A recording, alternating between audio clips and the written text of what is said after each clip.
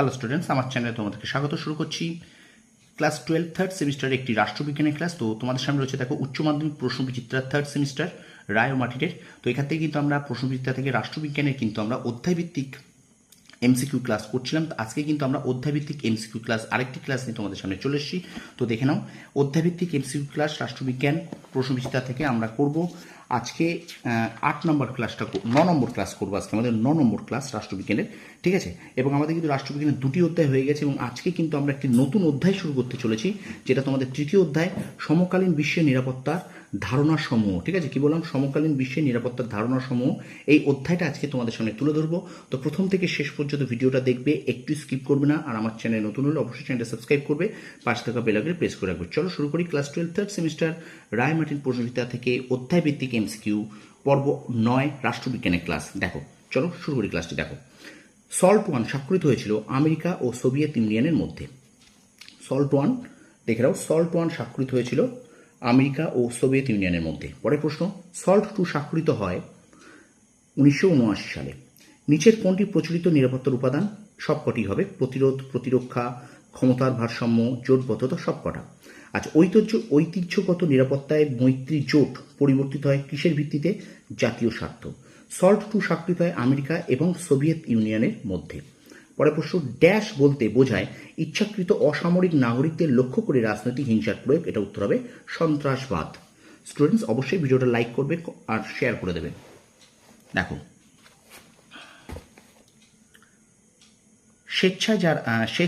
যারা স্বেচ্ছায় তাদের দেশ পরিত্যাগ করে তাদের অভিহিত করা হয় অভিবাসী।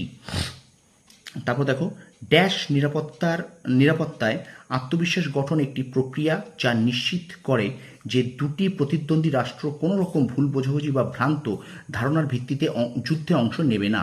উত্তর হবে ঐতিহ্যগত। মার্কিন যুক্তরাষ্ট্রের বিশ্ব বাণিজ্য সংস্থায় সন্ত্রাসবাদী হানা সংঘটিত হয়েছিল 2001 সালের 11 সেপ্টেম্বর। বিশ্ব নিরাপত্তার ধারণা উদ্ভূত হয় 1990 সালে। অস্ত্র নিয়ন্ত্রণ চুক্তি হল দেশগুলির মধ্যে অস্ত্র অর্জন নিয়ন্ত্রণ করা। পরের প্রশ্ন দেখো, শক্তিসাম্য যার উপাদান? উত্তর হবে ঐতিহ্যগত নিরাপত্তা। আচ্ছা, একটা বিবৃতি এবং কারণ আছে, দেখে নাও। বিবৃতি কারণটা হলো এ এবং আর উভয় সত্য, আর সঠিকভাবে একে প্রতিষ্ঠা করে। ঠিক আছে। তারপরে, অভিপ্রয়াণ বলতে বোঝায় কোনো ব্যক্তি নিজের ইচ্ছায় নিজের উন্নতির জন্য, অর্থাৎ খাদ্য গ্রহণ, প্রজনন, অনুকূল পরিবেশ প্রাপ্তি ইত্যাদি উদ্দেশ্যে অন্য কোনো দেশে চলে যাওয়া। এটা হলো অভিপ্রয়াণ বলে। ঠিক আছে। আচ্ছা, লাদেনের নেতৃত্বে 9/11 সন্ত্রাসবাদী হামলায় 2001 সালে যেটা হয়েছিল, ক্রিয়াকলাপের সঙ্গে যুক্ত সন্ত্রাসবাদী সংগঠনটি হলো আল কায়দা। পরের প্রশ্ন, 1992 সালে রিও ডি জেনিরোতে অনুষ্ঠিত পরিবেশ উন্নয়ন বিষয়ক সম্মেলনের অপর নাম আর্থ সামিট। আচ্ছা, পরের প্রশ্ন, বিশ্ব পরিবেশ দিবস পালিত হয় 5 জুন। কোন আন্তর্জাতিক সংস্থা মহামারীর সময় মানুষের নিরাপত্তার গুরুত্বপূর্ণ ভূমিকা পালন করে থাকে? উত্তর হবে WHO। ঠিক আছে। আচ্ছা, পরের প্রশ্ন দেখো, মানব নিরাপত্তার উপাদান নয়, এটা কিন্তু সামরিক নিরাপত্তা।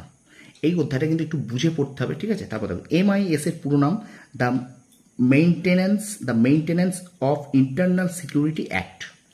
পরের প্রশ্ন, অপ্রথাগত নিরাপত্তার বল প্রয়োগ অনুমোদিত ও প্রযুক্ত হয় শত্রু রাষ্ট্র কর্তৃক। এবার দেখো, দুটো বিবৃতি, একটা বিবৃতি এবং একটা কারণ আছে। দেখো, বিবৃতি কারণটা একটু দেখে নাও। এখানে বিবৃতি কারণ উত্তর হবে এ এবং আর উভয় সঠিক, সত্য, আর সঠিকভাবে একে প্রতিষ্ঠা করে। আচ্ছা, আবার বিবৃতি কারণ আছে, এখানে বি হবে উত্তর, এ ও আর উভয় সত্য এবং কিন্তু আর সঠিকভাবে একে প্রতিষ্ঠা করে না। ঠিক আছে, ভালো করে এগুলো পড়বে। আর একটা বিবৃতি কারণ দেখো, এ ও আর উভয় সত্য এবং আর সঠিকভাবে একে প্রতিষ্ঠা করে। ঠিক আছে। পরের প্রশ্ন দেখো, আবার বিবৃতি কারণ আছে। দেখো, এখানে আছে বিবৃতি 1 ও 2 উভয় সত্য। ঠিক আছে। স্টুডেন্টস, ভিডিওটা অবশ্যই কিন্তু লাইক করবে, কমেন্ট করবে, বন্ধুদের মাঝে বেশি বেশি করে শেয়ার করবে। ঠিক আছে। আর আমার চ্যানেল যারা নতুন আছে অবশ্যই চ্যানেলটাকে সাবস্ক্রাইব করো, পাশে থাকা বেল আইকন প্রেস করে রাখো। চলো আমরা ভিডিওটা কন্টিনিউ করি। একটু শেয়ার করো। চলো 26 দেখো, জৈবিক অস্ত্র সম্মেলন কখন অনুষ্ঠিত হয়েছিল? 1972 সালে। ABM ক্ষেপণাস্ত্র প্রতিরোধক চুক্তি সম্পাদিত হয় ড্যাশ সালে? 1972 সালে। আচ্ছা, নিম্নলিখিত কোনটি মানব নিরাপত্তার বৈশিষ্ট্য নয়? রাষ্ট্রকেন্দ্রিক। আচ্ছা, দারিদ্র্যের কারণগুলি হলো, দেখো এখানটায় কি হবে দেখে নাও, এই জায়গাটা কি হবে? কর্মসংস্থানের অভাব। আচ্ছা, 7টি বিষয় জড়িত এটি কোন ধরনের নিরাপত্তা? মানব নিরাপত্তা। ঠিক আছে। পরের প্রশ্ন দেখো, UNDPর প্রধান কাজ কি? UNDPর প্রধান কাজ দারিদ্র্য দূরীকরণ। আচ্ছা, তারপর দেখো রোহিঙ্গা সম্প্রদায়ের মানুষেরা কোন দেশ থেকে বিতাড়িত হয়? মায়ানমার থেকে বিতাড়িত হয়। ঠিক আছে। আচ্ছা, মহামারী বিষয়টি কোন ধরনের নিরাপত্তা বিষয়ের মধ্যে পড়ে? অপরম্পরাগত নিরাপত্তা। ঠিক আছে, অপরম্পরাগত নিরাপত্তা। আচ্ছা, অপ্রথাগত নিরাপত্তার প্রধান লক্ষ্য কি? মানবিক ও সামাজিক বিষয়গুলির প্রতি মনোযোগ দেওয়া। কি বললাম? এখানে দেখো, অপ্রথাগত নিরাপত্তার মূল লক্ষ্য কি? না মানবিক এবং সামাজিক বিষয়গুলির প্রতি মনোযোগ দেওয়া। এবং শেষ প্রশ্ন দেখো, আজকে ক্লাসের কোন প্রতিষ্ঠান প্রথমবার মানব নিরাপত্তার ধারণাটি তাদের প্রতিবেদন উল্লেখ করেছিল? এটা হলো জাতিপুঞ্জের উন্নয়নমূলক কর্মসূচি ইউএনডিপি। ঠিক আছে, তাহলে কোন প্রতিষ্ঠান প্রথমবার মানব নিরাপত্তার ধারণাটি তাদের প্রতিবেদনে উল্লেখ করেছিল? উত্তর হবে জাতিপুঞ্জের উন্নয়নমূলক কর্মসূচি ইউএনডিপি। তো এই পর্যন্ত আজকের ক্লাসটি শেষ করলাম। তো ভিডিওটা ভালো লাগলে অবশ্যই লাইক করবে, কমেন্ট করবে, বন্ধুদের মাঝে বেশি করে শেয়ার করে দেবে। আর আমার চ্যানেল যদি নতুন হয়ে থাকে অবশ্যই চ্যানেলটা সাবস্ক্রাইব করো আর পাশে থাকবে বেল আইকনটি প্রেস করে রাখো। তোমরা সফল হও, তোমাদের সাফল্য কামনা করি। ধন্যবাদ।